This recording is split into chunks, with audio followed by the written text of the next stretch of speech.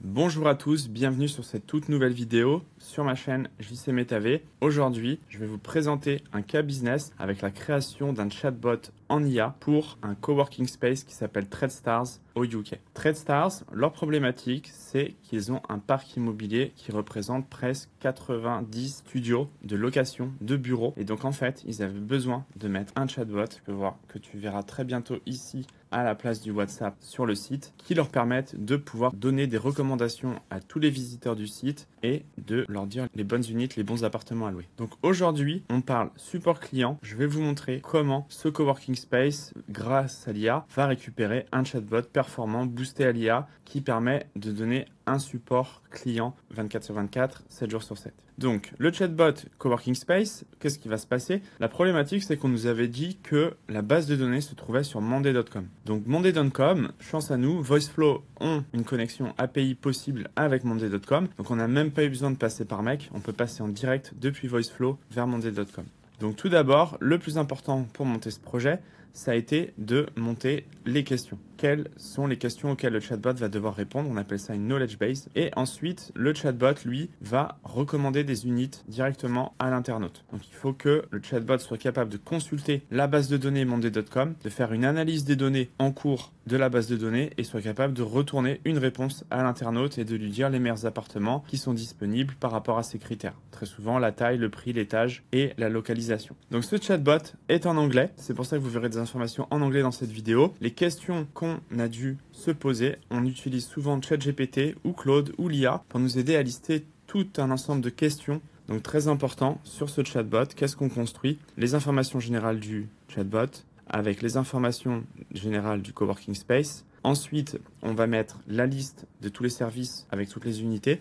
On va aussi parler des facilités. Qu'est-ce qui est offert aux guests dans ces coworking space? Pourquoi l'atmosphère est si spéciale? Et ensuite, on peut aussi leur donner toutes les policies, les procédures, donc toutes les règles de vie au sein de l'office. Et donc, s'ils ont des questions justement sur ces polices de contrat, ils peuvent directement devant notre chatbot. Ils n'ont pas besoin de nous téléphoner. Et en termes de customer support, le chatbot est aussi capable, bien sûr, de faire le lien avec l'équipe de support directement. On va recevoir des alertes que je vais vous montrer un petit peu plus tard dans la réalisation de ce chatbot, notamment grâce à Mec. On peut envoyer en fait des alertes sur monday.com ou par email ou sur des Google Sheets. Enfin, c'est très simple. Et on va aussi demander aux utilisateurs de pouvoir mettre une revue sur Google Maps ou de consulter en fait les revues Google directement avec un petit onglet.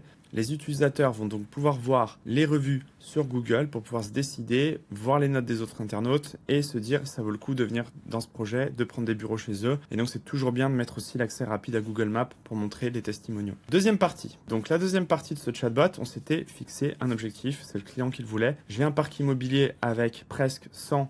Donc on est à 90, mais c'est en train de monter. Espace de bureau. Quand j'ai un internaute qui arrive, il va falloir qu'il sache très vite quels sont les appartements qui sont disponibles, les unités de coworking space qui sont disponibles dans le parc immobilier. Donc, qu'est-ce qu'ils vont faire? On a mis des règles qu'on a revues avec le client au fur et à mesure, mais en gros, l'internaute va saisir un budget minimum en termes de loyer et un budget maximum en termes de loyer. Directement, c'est des champs qui sont déjà dans la base de données pour tous les appartements dans monday.com. Ensuite, la taille en square feet, la location. Ils avaient 3 aussi parcs immobiliers, donc 3 locations différentes. Donc c'était très important aussi de mettre la location et de sortir les bons apparts en fonction de la localisation qui est demandée. Et les dispos. Nous, ce qu'on a fait, c'est qu'on a proposé qu'à chaque fois que l'internaute pose une question sur la base de données qui fait presque 90 propriétés, au moins à chaque fois d'en conseiller 4 qui sont disponibles. Ça veut dire les dates sont available, dispo. Et en plus de ça, on peut tout de suite les louer. Et de l'autre côté, on va quand même recommander une unité parmi la liste des appartements ou des unités qui vont se libérer sous moins d'un mois. Pour avoir quand même la possibilité de dire attention, regarde, si tu attends un petit peu, tu peux avoir cette unité. Et si rien n'est trouvé, parce que par exemple l'internaute a mis un budget qui est trop faible,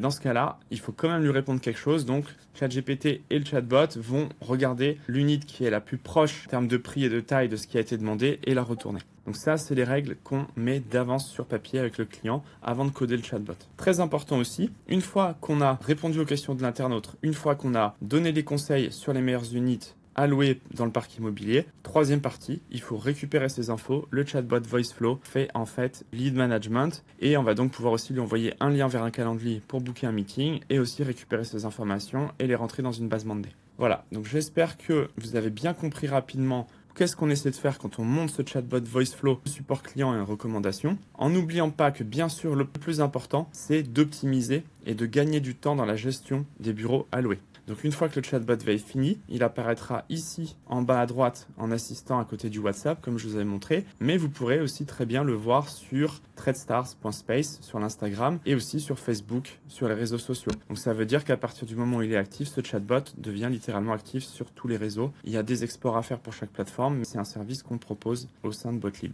Ok, donc maintenant, je vous ai montré la partie design, l'opportunité business, la problématique qu'on essaie de résoudre du client, à savoir, donc je le répète bien, accélérer les réponses du support client, avoir la possibilité de proposer les meilleurs appartements disponibles à tous les clients sur le site sans avoir à faire un appel téléphonique, sans avoir à demander du temps et de la ressource de mon équipe. Et donc directement, on va donc maintenant rentrer dans VoiceFlow. Donc dans VoiceFlow, je vous montre rapidement comment tout ça s'est traduit. Ok, donc VoiceFlow, c'est une plateforme qui nous permet donc de créer différents types d'agents et de pouvoir les exporter. Donc les agents, vous pourrez le voir ici en bas à droite, c'est exactement ça qui va se passer. Ici, c'est le chatbot de VoiceFlow eux-mêmes qui en ont un donc sur leur propre site. Et donc on peut aussi par exemple là revoir tous les tickets qu'on a en cours avec eux, toutes les questions, tous les problèmes, tous les bugs, etc. s'il devait y en avoir. Nous pour le moment on trouve la plateforme très robuste, très rapide, facile d'utilisation. On a des prototypes très vite, ça nous permet d'envoyer ça aux clients très rapidement, d'avoir des retours, de pouvoir faire des tests. On a déjà plusieurs projets qui sont lancés en cours, on est super content. Et donc on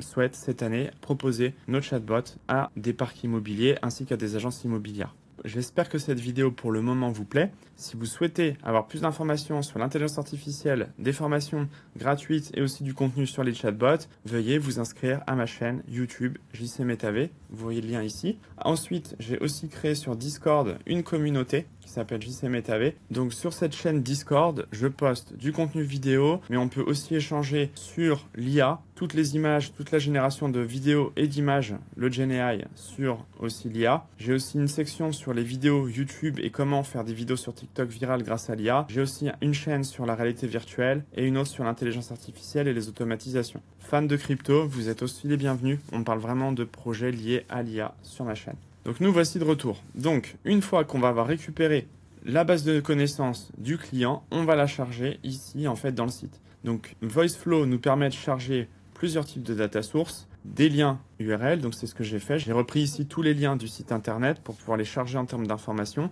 mais ça ne va pas suffire à répondre à toutes les questions et c'est donc pourquoi on va aussi charger un fichier texte. Comme vous pouvez le voir, l'application se lie aussi à Zendesk et à d'autres sources de données et donc il nous est possible de charger et de recharger les données. Ces données se mettent à jour de façon journalière, mensuelle ou par semaine. On peut vraiment paramétrer plusieurs choses. En tout cas, voilà, le plus important c'est d'abord d'avoir une base de données complète avant de commencer le projet. Ensuite, on a des workflows. Donc là, je vais vous montrer assez rapidement un peu ce qu'on a sous le capot. Donc comme vous pouvez le voir ici, c'est ce qu'on a sous le capot, c'est l'ensemble en fait du chatbot et de tous les nœuds de communication qui sont possibles avec l'internaute. Donc tout d'abord, vous pouvez voir, on a accès sur VoiceFlow à pouvoir faire un petit prototype. Donc on peut lancer un test en fait et pendant ce test, on va pouvoir voir, ça se met en bleu automatiquement sur quelle case on est. Donc ici, bonjour Alex, est-ce que tu peux m'aider? Donc ici, bonjour, c'est Alex de TradeStars. On lui fait prendre un prénom humain pour le business. Comment vas-tu et comment je peux t'aider aujourd'hui? Donc moi, je vais par exemple mettre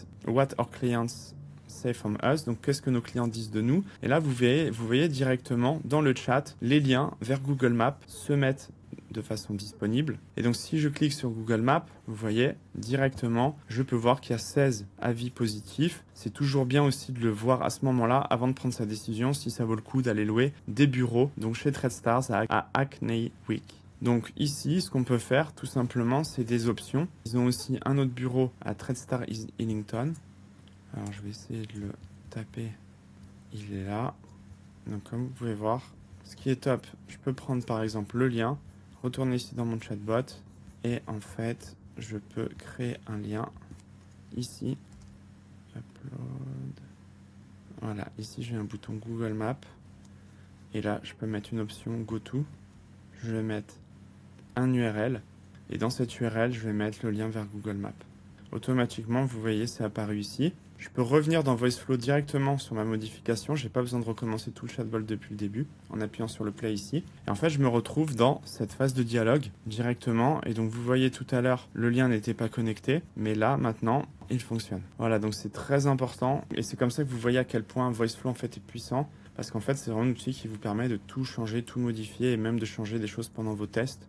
C'est très rapide d'utilisation et ça recharge très vite. Une fois qu'on a fini, on peut publish, on peut aussi share un prototype. Donc nous, ce qui est top, c'est que là, par exemple, on clique avec le lien, on va pouvoir envoyer ça au client. Et eux, en fait, ce qu'ils vont pouvoir faire, c'est que de leur côté, ils testent le chatbot. On en est vraiment sur les phases finales de construction. Et donc, bientôt, ce chatbot va être en production. Et donc, voilà, vous voyez, comme tout à l'heure, je clique sur Start ici. What clients say from us. Là, maintenant, je vous ai dit, j'ai changé le lien pour Ellington. Si je tape sur Google Maps, je me retrouve sur Google Maps. Voilà, donc ça, c'est plutôt cool. Maintenant, je reviens. Ça, c'était le premier leg du chatbot. Je reviens sur Alex. La deuxième partie, c'est la partie où en fait on rentre dans la knowledge base. Donc pour rentrer dans la knowledge base, cette fois je vais sortir du menu ici. Donc comment est-ce que je peux vous aider aujourd'hui? Posez-moi n'importe quel type de question et automatiquement, qu'est-ce qui va se passer? En fait, le LLM de VoiceFlow va utiliser ChatGPT et va faire une requête dans toute la base de connaissances et nous donner une réponse. S'il n'y arrive pas, qu'est-ce qu'on va faire? On va récupérer en fait, donc dire d'abord à l'utilisateur qu'il n'y a pas de réponse de disponible. On va récupérer la question, on va leur demander leur nom et leur prénom dans un menu contact et on va donc noter la question dans un fichier, enfin dans une base. On va récupérer le contact de l'internaute et le charger directement dans Monday, dans une table. Donc, si la question n'est pas répondue, automatiquement, on va demander le prénom, l'email de la personne et directement, ce qui va se passer, c'est que VoiceFlow va utiliser make.com, qui est un outil qui fait des automatisations et qui va donc en fait récupérer ces informations et les lancer dans une base sur monday.com pour que nous, l'équipe, soit au courant qu'il y a une question qui n'a pas été répondue et comment recontacter la personne pour l'aider le plus rapidement possible. Donc ça, c'est automatisé aussi. Deuxième partie. Ok, donc je vous fais un petit test. Qu'est-ce qui va se passer? Cette fois, je vais taper General Enquiries et par rapport à ce que j'ai scanné de la base du site, je vais poser une question simple. What facilities do you have and why joining us? Donc là, vous voyez, je pose la question et le LLM va donc utiliser GPT 3.5 Turbo et me lister toute la réponse. Donc là, ils me disent que chez TradeStars, j'ai des studios de photographie, des studios de podcast, j'ai accès à un espace sécurisé pour mon motobike, j'ai des meeting rooms, des douches, etc., etc.